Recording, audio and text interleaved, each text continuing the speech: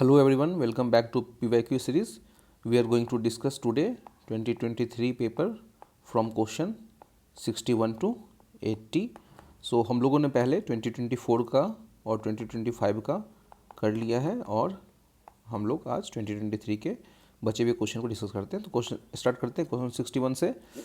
How many of the above mention countries above the land border with Ukraine. दोस्तों Russia Ukraine war चल रहा था, उसकी वजह से ये काफ़ी न्यूज़ में था ना, तो इसलिए ये क्वेश्चन आपको यहाँ देखने को मिलता है। बट ये एक आउटडेटेड क्वेश्चन हो चुका है, तो अभी फिर भी इसका आंसर क्या होगा? इसका जो आंसर होगा वो होगा हंगरी एंड रोमानिया। ये दो ही देश हैं जो शेयर करता है, तो इसका आंसर ओनली 2 होगा। अभी जो हाल फिलहाल में मिडिल ईस्ट में काफ़ी वॉर चल रहा है, तो आप मिडिल ईस्ट को काफ़ी ध्यान में रख सकते हो। और ये आप देख लेना कि ईरान जो है वो कितने देशों के साथ बाउंड्री शेयर करता है, तो ये इंपॉर्टेंट है। ओके 62 देखते हैं। With reference to the earth atmosphere which of one of the following is correct. Okay, तो पहला देखते हैं, the total amount of the insolation received at the equator is रफली 10 times of that of poles. अच्छा, equator जो है वो 10 times more insolation receive करता है देन पोल से। ये स्टेटमेंट बिल्कुल गलत है दोस्तों। 10 टाइम्स नहीं, बल्कि पोल जो है वो अप्रॉक्सीमेटली 40% इंसोलेशन रिसीव करता है एनुअली। जितने इंसोलेशन एनुअली मतलब वो इक्वेटर पे इक्वेटर रिसीव करता है, तो उसके 40% पोल रिसीव करता है, तो ये स्टेटमेंट तो गलत हो गया। बी देखते हैं, इंफ्रारेड कंस्टिट्यूट रफली 2/3 ऑफ द इंसोलेशन। नहीं, इंफ्रारेड कंस्टिट्यूट अप्रॉक्सीमेटली 49% टू 50%, मतलब नियरली हाफ करता है। और जो विजिबल रे है वो आपको अप्रॉक्सीमेटली 40% करता है, और आपके ये अल्ट्रावायलेट रेज ये आपको 8% के अप्रॉक्सीमेटली इंसोलेशन जो है वो रिसीव करता है। ठीक है, तो ये गलत हो गया। Infrared waves are largely absorb by water vapour that is concentrated in the lower atmosphere. Okay, ये स्टेटमेंट दोस्तों बिल्कुल सही है। देखिए इंफ्रारेड वेव्स, इसको देख लेते हैं क्या होता है ना। जब कोई बॉडी हीट होती है ना, तो उससे जो वेव निकलता है उसी को हम कहते हैं इंफ्रारेड वेव्स। मान लो आपका भी शरीर अगर हीट है ना, तो वहाँ से भी इंफ्रारेड वेव्स निकल सकता है। सन है वहाँ से निकलेगा, स्टार है वहाँ से निकलेगा। कोई भी बॉडी अगर हीट गर्म है तो इंफ्रारेड वेव्स वहाँ से निकलता है। बट वही है कि अगर कम होगा, कम निकलेगा, ज़्यादा निकलेगा, डिपेंड करता है उसके साइज़ पे और उसके इंटेंसिटी पे। तो ये स्टेटमेंट बिल्कुल सही है। और जो इंफ्रारेड वेव्स को एब्जॉर्ब करती है ना, वो करती है CO2 की गैसेस, फिर आपको वाटर वेपर, फिर मीथेन। तो ये स्टेटमेंट बिल्कुल सही होगा आपका। Infrared waves are part of the visible spectrum of electromagnetic waves और सोलर रेडिएशन। नहीं, विजिबल स्पेक्ट्रम में ये नहीं आता है, तो ये आपको गलत हो गया। 62 का क्या होगा? सी होगा। ओके 63 देखते हैं दोस्तों। स्टेटमेंट 1 क्या कह रहा है? The soil in the tropical rain forest reach इन। नहीं, कैसे रीच होगा? अगर मान लो ट्रॉपिकल रेन फॉरेस्ट में अगर है, तो ड्यू टू इंटेंस लीचिंग ना, बारिश बहुत हो रही है, तो बारिश बहुत हो रही है, तो ऊपर के जितने भी न्यूट्रिएंट्स होंगे उसको वॉश आउट कर देगा। जैसे आप लिटरेट सॉइल में देख लो, तो ये क्या होगा कि ये गलत स्टेटमेंट हो जाएगा। ठीक है, the high temperature and moisture of the tropical rain forest cause dead organic matter in the soil to decompose. बिल्कुल, आप देख लो ना कि बारिश के समय में आप कभी रात का खाना रखना, आप मॉर्निंग में देखोगे, अगर आप फ्रिज में नहीं रखोगे, बाहर ही रह गया, तो आप मॉर्निंग में तो देखना कि वो बहुत जल्दी स्मेल करता है। तो क्योंकि उसमें माइक्रोबियल एक्टिविटी काफ़ी बढ़ जाता है, और ठंड में वो फिर वही खाना आप अगले दिन भी खा सकते हो, ड्यू टू माइक्रोबियल एक्टिविटी वहाँ उतना ज़्यादा नहीं होता है। तो ये बिल्कुल स्टेटमेंट सही है दोस्तों, क्योंकि मॉइस्चर और हीट टेम्परेचर बढ़ने से एक्टिविटी बढ़ जाता है। और इसलिए कहा जाता है कि अर्थ में जो है इक्वेटर वाले क्षेत्रों में, इक्वेटर वाले रीजन में, यहाँ पे आपको डिजीजेज ज़्यादा दिखेंगे। तो दिस स्टेटमेंट इज़ करेक्ट। तो 1 गलत हो जाएगा, तो 1 इज़ इनकरेक्ट, डी होगा 63 का। ओके दोस्तों, फिर 64 पे देखते हैं। 64 क्या बोल रहा है कि the temperature contest between the continent and the ocean is greater during the summer than the winter. बिल्कुल, आप इसको ये समझ लो कि टेम्परेचर कॉन्टेस्ट है ना, आप इसको ना टेम्परेचर डिफरेंस समझो, टेम्परेचर डिफरेंस। ओके, अब इसको देखो कि क्या टेम्परेचर डिफरेंस जो है वो कॉन्टिनेंट एंड ओशन में समर में ज़्यादा होगा या फिर विंटर में ज़्यादा होगा। यहाँ कह रहा है कि समर में ज़्यादा है विंटर से, तो ये स्टेटमेंट गलत हो जाएगा दोस्तों। टेम्परेचर डिफरेंस जो है ना वो आपको विंटर में ज़्यादा दिखेगा। कैसे? क्योंकि समर में क्या होता है कि आपको लैंड भी बहुत जल्दी हीट हो रहा है और ओशन भी काफ़ी वार्म हो रहा है। हाँ, लैंड जल्दी हीट होता है और ओशन जो है वो लेट से मतलब वार्म होता है due to the specific heat water का ज़्यादा होता है इसलिए। तो लेकिन यहाँ पे ना जो डिफरेंस है ना वो काफ़ी कम होता है। लेकिन आप अगर ठंड में देख लो तो आप देख लो कि ठंड में इंडियन ओशन का टेम्परेचर आपको नॉर्मल दिखेगा, बट आप नॉर्थ इंडिया को देख लो ना, नॉर्दर्न इंडिया को, नॉर्थ इंडिया में काफ़ी ज़्यादा ठंड रहती है, इनफैक्ट माइनस में टेम्परेचर रहता है, तो वहाँ पे आपको डिफरेंस बहुत ज़्यादा दिखेगा। तो इसलिए विंटर में आपको टेम्परेचर कॉन्ट्रेस्ट ज़्यादा होता है। तो ये स्टेटमेंट बिल्कुल गलत हो गया। Specific heat of water is more than the land, बिल्कुल स्पेसिफिक हीट मतलब ये होता है कि एनर्जी कितना आप दे रहे हो किसी चीज़ को गर्म करने में, वो होता है स्पेसिफिक हीट। तो वाटर में ज़्यादा एनर्जी लग रहा है उसको हीट करने में लैंड के मुताबिक, तो उस तरीके से क्या होगा, ये स्टेटमेंट सही हो जाए क्योंकि स्पेसिफिक हीट वाटर का ज़्यादा होता है। तो स्टेटमेंट 1 जो है वो इनकरेक्ट हो गया और 2 करेक्ट। ठीक है, आगे बढ़ते 65 पे आते हैं। In a seismograph P waves are recorded earlier than the S wave. हाँ, पी वेव जो है वो एस वेव से जल्दी वो हो जाए, क्योंकि आपको पता है पी वेव एक ऐसा वेव है जहाँ जो सॉलिड, लिक्विड और गैस तीनों से क्रॉस करती है, और एस वेव जो है वो सिर्फ आपको सॉलिड से क्रॉस करती है। और पी वेव ज़्यादा फास्टर होता है। पी वेव का जो स्पीड होता है वो आपको अप्रॉक्सीमेटली 6 किलोमीटर पर सेकेंड होता है, बट एस वेव का जो है वो आपको 3.5 या कह लो 4 किलोमीटर पर सेकेंड का स्पीड होता है।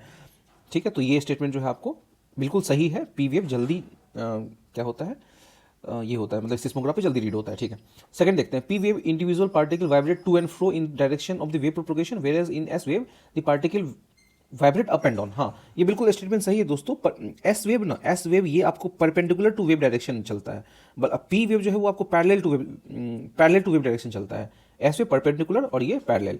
तो ये स्टेटमेंट बिल्कुल सही है दोस्तों। तो इसका आंसर क्या होगा, बोथ 1 एंड 2 होगा। 66 में देखते हैं क्या कह रहा है कि अब इसमें ये कह रहा है कि कितने स्टेटमेंट सही है रिगार्डिंग किसके, coal based thermal power plant in India, कौन से फॉलोइंग स्टेटमेंट। अच्छा, coal based thermal power plant को लेकर के कितने स्टेटमेंट सही है। None of them uses sea water. अच्छा, कोई ऐसा coal based thermal power plant नहीं है जो सी वाटर को इस्तेमाल करता है। बिल्कुल ये गलत है। आपको पता होगा कि मुंद्रा थर्मल पावर प्लांट जो गुजरात में है वो जो है अडानी ऑपरेट कर रही है उसको, वो बिल्कुल सी वाटर इस्तेमाल करता है। तो ये आपका स्टेटमेंट गलत हो गया। आप खुद देख लो, नन है नन है नन है, कितना एक्सट्रीम लिख रहा है ये चीज़ों को। तो none of them is set up in the water stress district. अब कोई भी ऐसा नहीं है कि जो वाटर, कोई भी ऐसा कोल बेस्ड थर्मल पावर नहीं जो वाटर स्ट्रेस रीजन में नहीं होगा। एक्सट्रीम स्टेटमेंट दोस्तों, आप इसको ऐसे ही नन मार सकते हो, लेकिन फिर भी देख लेते हैं। हाँ, आपको पता है 48% of the India's coal power capacity are situated in water stressed district. तो ये स्टेटमेंट गलत हो गया। None of them is privately own. अभी तो मैंने बोला हमको अडानी वाला, अडानी जो है वो उनके पास है already coal based thermal power plant, तो ये गलत हो गया। तो क्या होगा, 66 का डी होगा। 67 पे आते हैं। Wolbachia method is sometimes talk about the difference with the following. ठीक है, ये आपको वोल्वेचिया मेथड ना, देखिए दोस्तों, ये एक मेथड है, मतलब कि ये actually to combat the mosquito borne disease को। तो ये आप देख लो ना, controlling the viral disease spread by mosquito. तो इसका क्या होगा, 67 का ए ही हो जाएगा, controlling the viral disease spread by mosquito. तो ये है वोल्वेचिया मेथड। वायरल डिजीज जो आपको मॉस्किटो के द्वारा फैलाया जाता है उसको ये कॉम्बैट करता है। चलिए 68 पे आते हैं। स्प्रेडिंग क्या कह रहा है, how many of the above activities are often considered and discussed for carbon capture sequestration. Okay, carbon capture sequestration को लेकर के ये क्या कह रहा है, spreading finely ground basalt rock on the farmland extensively. अच्छा, आप spreading finely ground basalt rock farmland एक्सटेंस, आप ना दोस्त इसको ऐसे अगर दे दें क्वेश्चन, आप प्लीज इसको अपोजिट प्रूव करो, अपोजिट प्रूव करो। Increasing the alkalinity of the ocean by adding lime. अच्छा, आप लाइम ऐड कर दोगे तो अल्कलिनिटी जो है वो अल्कलाइन हो जाएगा ओशन। तो क्या ये एक प्रकार है कि कार्बन कैप्चर सिक्वेस्ट्रेशन का एक कोई मेथड है। तो बिल्कुल दोस्तों, ये भी मेथड है और ये भी मेथड है। Capturing the carbon dioxide release by the various industries and pumping into the abundant substance mine. इसको एबंडेंट सबस्टेंट माइन को आप समझ लो कि अंडरग्राउंड माइन। इसको आसान भाषा में समझ लो, अंडरग्राउंड माइंस। आप कोई भी चीज़ को अंडरग्राउंड माइन में रखोगे ना, तो कहीं ना कहीं वहाँ पे कार्बन कैप्चर होने के चांसेस रहती है। तो ये भी स्टेटमेंट सही है दोस्तों। तो तीनों होगा, spreading finely ground basalt rock on the farmland extensively, बिल्कुल ये तो होगा ही आपको, क्योंकि क्रस्ट बसाल्ट जो है ना, जो आप कोई बसाल्ट को क्रस्ट कर दो ना, वो आपको जो नेचुरल वेदरिंग प्रोसेस है उसको बढ़ा देता है, और वो CO2 के साथ रिएक्ट करके वो स्टेबल कार्बोनेट बना देता है। CO2 के साथ रिएक्ट करके वो स्टेबल कार्बोनेट बना देता है। तो ये बिल्कुल सही है दोस्तों। तो आप देख लो, ये इसका तीनों स्टेटमेंट जो है वो सही होगा। ठीक है दोस्तों, अब 69 पे चलते हैं। 69 क्या बोल रहा है, 69 ये कह रहा है कि एरियल मेटाजिनोमिक्स को लेकर के जो है वो कौन सा स्टेटमेंट सही है। देखिए, एरियल मेटाजिनोमिक्स क्या होता है ये जो है जेनेटिक मटेरियल को ना,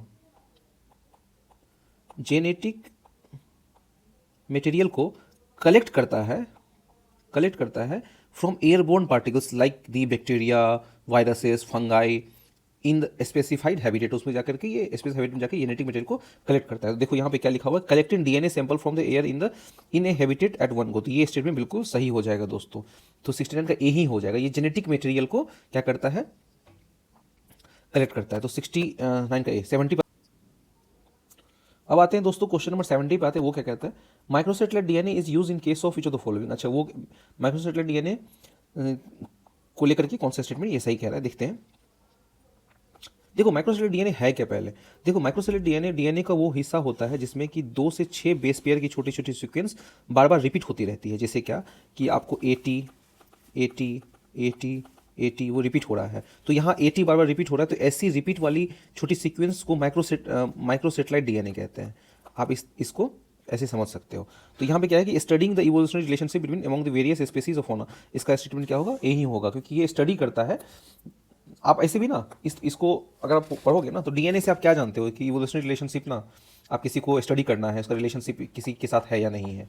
या फिर आप अभी देखो डायर वॉल्फ को हाल में जो है वो साइंटिस्ट ने वो वापस से लाया, तो वहाँ देखना कि डीएनए के ही थ्रू ही उन्होंने इस्तेमाल किया कि वो वापस से एग्जिस्टेंस में आ जाए। तो एक इवोल्यूशनरी कॉन्सेप्ट, इवोल्यूशनरी रिलेशनशिप, उस पर ये ज़्यादा ध्यान रखती है, उस पर ये ज़्यादा प्रूफ करने का जो एक जरिया होता है वो डीएनए के थ्रू ही होता है। तो आप ऐसे भी इस सारे ऑप्शंस में से आपको बेस्ट ऑप्शन यही लगेगा 70 का ए, नहीं तो आप इसको स्किप भी कर सकते हो।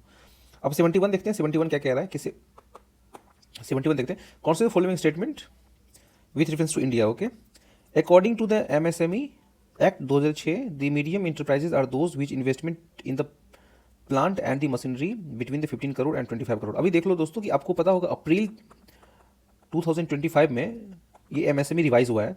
तो मैं आपको बता देता हूँ, एमएसएमई जो रिवाइज हुआ है उसमें आपको माइक्रो, स्मॉल एंड मीडियम, तो माइक्रो में क्या है कि आपको कितना करना है, 2.5 का इन्वेस्टमेंट और टर्नओवर 10 करोड़ का। स्मॉल में 25 करोड़ का इन्वेस्टमेंट और 100 करोड़ का टर्नओवर, और मीडियम में 125 करोड़ का इन्वेस्टमेंट और 500 करोड़ का टर्नओवर। तो ये है अभी न्यू फॉर्मूला जो एमएसएमई का है। तो ये इसमें बिल्कुल गलत हो गया। All the banks to the MSME जो लोन देती है वो प्रायोरिटी सेक्टर में आएगी, बिल्कुल एमएसएमई प्रायोरिटी सेक्टर में आती है दोस्तों, ठीक है। तो ये स्टेटमेंट सही है 71 का बी। आप बता सकते हो लिस्ट प्रायोरिटी सेक्टर में कौन कौन सा आता है, और फॉरेन बैंक का क्या ऑब्लिगेशन है, वो कितने पैसे उनको प्रायोरिटी सेक्टर में देने होंगे। अगर आपको आइडिया है तो प्लीज कमेंट बॉक्स में लिखना। 72 देखते हैं, with reference to the central bank of digital currency CBDC कौन the following statement, it is possible to make the payment in digital currency without using the US dollar और SWIFT system. Okay, तो ये CBDC जो है वो without using US dollar SWIFT system possible, मतलब कि वो पेमेंट ऐसा किया जा सकता है, बिल्कुल किया जा सकता है। अगर मान लो कि मैं आपको देखो स्विफ्ट सिस्टम होता क्या है, मैं बताता हूँ आपको। अगर आपको आपका भाई कोई रह रहा है यूएस में, अगर आपको पैसे ट्रांसफर करना है, तो आप सबसे पहले यहाँ क्या करती है कि यहाँ इंडिया की बैंक स्विफ्ट से कॉन्टैक्ट करती है, स्विफ्ट एक मैसेज देता है यूएस बैंक को, और फिर ये ट्रांजेक्शन पॉसिबल होता है। तो स्विफ्ट कुछ नहीं है, एक मैसेजिंग सिस्टम है जो सिक्योर ट्रांजेक्शन को पॉसिबल कर पाता है, ताकि कोई भी ट्रांजेक्शन काफ़ी बेहतरीन तरीके से हो पाए, कोई फ्रॉडलेंट ना हो और काफ़ी सिक्योर रहे। तो ये जो है बिल्कुल सही स्टेटमेंट है। A digital currency can be distributed with a condition programme into such A time frame spending it. मतलब ये कह रहा है कि डिजिटल करेंसी जो है यहाँ पे किसी टाइम फ्रेम में वो फिक्स है कि उस टाइम फ्रेम में आप उसको खर्च करो, नहीं तो ये डिजिटल करेंसी फिर आप इसको खर्च नहीं कर पाओगे। ये स्टेटमेंट बिल्कुल सही है दोस्तों। डिजिटल करेंसी जो है वो एक टाइम फ्रेम में रहता है, can be distributed with a condition programme into it such A time frame for spending. बिल्कुल टाइम फ्रेम रहता है, नहीं तो आप उसको नहीं कर पाओगे खर्च। तो बिल्कुल ये स्टेटमेंट सही है। मैं इसका एग्जांपल आपको बता देता हूँ कि ये स्टेटमेंट का जो है एग्जांपल क्या हो सकता है कि चाइना का जो डिजिटल युआन है ना, वो प्रोग्राम्ड है और डिज़ाइन है इस तरीके से कि आपको एक स्पेसिफिक डेट पे ही उसको खर्च करना है। अगर आप उस स्पेसिफिक डेट से अगर बाहर निकल जाते हो तो आप उसको खर्च नहीं कर पाओगे। देखिए स्टेटमेंट बिल्कुल सही हो जाता है दोस्तों। ऐसे ये काफ़ी एक्सट्रीम लग रहा है कि बहुत लोगों को लगेगा नहीं ऐसा नहीं हो सकता, क्योंकि आपका मर्जी, आप जब मन तब खर्च करो, but this is not like that. तो 72 का होगा, सी होगा। ओके दोस्तों, अब 73 पे आते हैं। 73 क्या कह रहा है वो देखते हैं। In reference to the finance of the term beta refers to. Okay, beta क्या होता है फाइनेंस के रिस्पेक्ट में। देखो बीटा कुछ नहीं होता है। स्टॉक मार्केट में बीटा वर्ड आपको इस्तेमाल देखने को मिलेगा। बीटा का मतलब ये होता है किसी स्टॉक का प्राइस पूरे मार्केट के मुकाबले पूरे मार्केट के मुकाबले उस स्टॉक का प्राइस कितना तेजी या मंदी से बदलता है, कितना तेजी या धीरे से बदलता है, बस ये समझ लो। तो ये स्टॉक की वॉलेटिलिटी की तुलना जो है ये करता है मार्केट से। तो देख लो क्या है, 73 का डी है, numeric value that measure the fluctuation of stock to change in the overall stock market, ठीक है। 72 का डी होगा। 74 पे आते हैं। Self help group programme was originally initiated by the State Bank of India for providing the micro credit to the financially deprived. Okay, ये statement गलत है दोस्तों। यहाँ पे जो है आपको स्टेट बैंक ऑफ इंडिया नहीं होगा, बल्कि यहाँ पे नाबार्ड होगा। नाबार्ड ने इसको स्टार्ट किया था, माइक्रो क्रेडिट जो है वो देने का नाबार्ड स्टार्ट किया था। In self help group all the member of the group take responsibility for the loan that individual member take. बिल्कुल सेल्फ हेल्प ग्रुप में यही होता है दोस्तों कि इस तरीके से है कि मान लो कि ए है, बी है, सी है, डी है, आप पैसे तो पूल में पैसे जमा हो जाएंगे। मान लो 10 लाख जमा हुआ, अब किसी एक मेंबर को बी को सपोर्ट कर दिया जाएगा 5 लाख रुपए दे करके। तो इस तरीके से ये सेल्फ हेल्प ग्रुप का चलता है। तो in self help group all the member of the group take responsibility for loan that individual member takes. Okay, the regional rural bank and the scheduled commercial bank support SHG. बिल्कुल support करता है SHG. तो ये 1 नहीं होगा, तो क्या होगा, ओनली 2 होगा। 75 India's public sector health care system largely focus on curative care with limited preventive, promotive and rehabilitative. बिल्कुल क्यूरेटिव केयर ये हमारा एक बहुत बड़ा स्ट्रक्चरल फेल्योर है। स्ट्रक्चरल फेल्योर है कि हम क्यूरेटिव केयर पे ध्यान देते हैं, प्रिवेंटिव पे नहीं। मतलब कि बीमारी हुआ तब ठीक कर रहे हैं, लेकिन उससे पहले वो बीमारी हो ही नहीं, उस पर हम काम जो है वो भारत की जो है वो हेल्थ केयर सिस्टम उस पर काम नहीं करती। एस्टिमेट 2 देखते हैं क्या बोल रहे हैं दोस्तों। Under the India's decentralize approach of health care delivery the states are primarily responsible for organising. बिल्कुल आपको जो है वो हेल्थ केयर जो है वो स्टेट लिस्ट में आता है, स्टेट लिस्ट में आता है। ये बिल्कुल सही स्टेटमेंट है। हाँ, लेकिन ये इसका ट्रू एक्सप्लेनेशन नहीं है कि आप स्ट्रक्चरल फेल्योर है हमारे देश का कि हम क्यूरेटिव केयर पे ध्यान देते हैं, बल्कि प्रिवेंटिव, प्रोमोटिव और रिहेबिलिटेशन केयर नहीं देते हैं। बट ये जो है इसका आंसर क्या होगा, दोनों स्टेटमेंट सही है, बट अब 7 शेड्यूल में आ रहा है, मतलब स्टेट लिस्ट में ये आ रहा है, तो ये करेक्ट एक्सप्लेनेशन उसका नहीं है। तो 75 का बी। 76 पे आते हैं। According to united nation world water development report 2022 India extend more than a quarter of the world ground water withdrawal every year.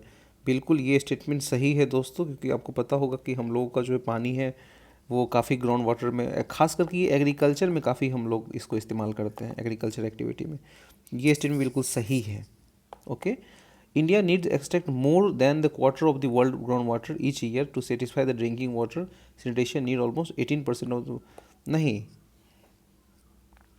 Drinking water इसके लिए नहीं करते हैं, बल्कि 89% ऑफ द ग्राउंड वाटर जो बताया था आपको दोस्तों, वो आपको एग्रीकल्चर एक्टिविटी के लिए जाता है।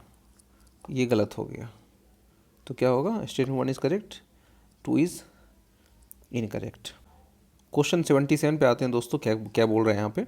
According to the constitution of India the central government has duty to protect state from the international. बिल्कुल आर्टिकल 55 तो ये कहता ही है ना हमारा कि सेंट्रल गवर्नमेंट का अधिकार है कि वो जो स्टेट के इंटरनल डिस्टर्बेंस से प्रोटेक्ट करना उसको।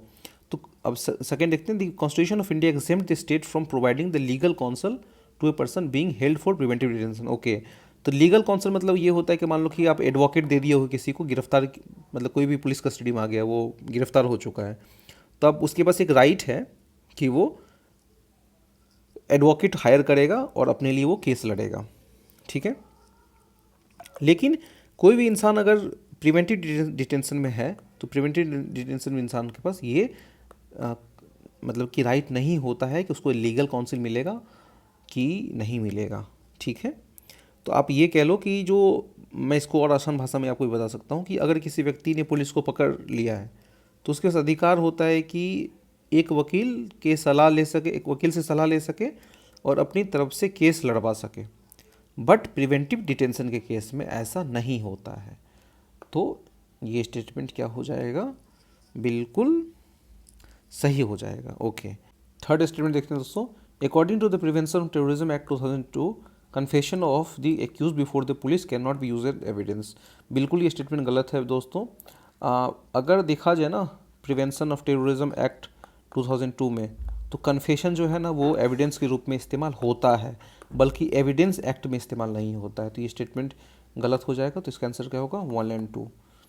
तो 77 क्या होगा? बी होगा। ओके, 78 चलते हैं। Which of the following countries have been suffering from the decade civil strife and food shortage was in news. ये करंट अफेयर क्वेश्चन, इसका आंसर क्या होगा?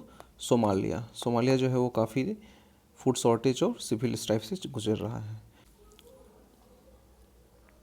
क्वेश्चन 79 देखते हैं दोस्तों क्या बोल रहा है। कौन से following statement in India biodiversity management committee are key to realisation of objective Nagoya protocol. तो नगोया प्रोटोकॉल ना वो बेनिफिट शेयरिंग की बात करता है, बेनिफिट शेयरिंग की बात करता है। सबसे पहली बार नगोया प्रोटोकॉल ना वो 2010 में आया था और ये अप्लाई होता है 2014 में।